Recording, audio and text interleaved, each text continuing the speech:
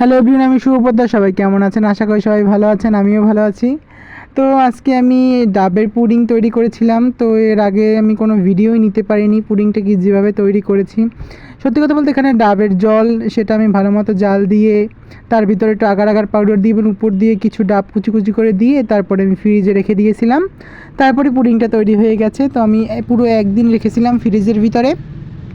তো এবার সাইড থেকে কেটে একদম আমি পুডিংটা বের করে নেব। এই যে সাইড থেকে কাটার পর পুডিংটা বের করে নিলাম। সত্যি দেখতে কতটা সুন্দর লাগছে, তাই না? খুবই লোভনীয়।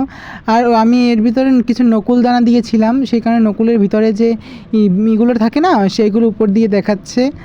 আর পুডিংটা সত্যি এত সুন্দর জমেছিল আর এত সফট হয়েছিল যা বলার মতো না।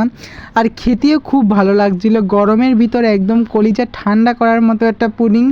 আপনারা সবাই অবশ্যই বাড়িতে ট্রাই করে দেখবেন কেমন হয়েছে। আমার কাছে তো খুব ভালো লেগেছে। আর স্বাদটাও একদম দুর্দান্ত হয়েছিল। আর বিশেষ করে নারিকেলের যে ভিতরের যে ছোটো ছোটো করে কেটে শ্বাসগুলো দিয়েছি, এতে আরও বিশেষ করে ভালো লেগেছে। ধন্যবাদ, সবাই ভালো থাকবেন।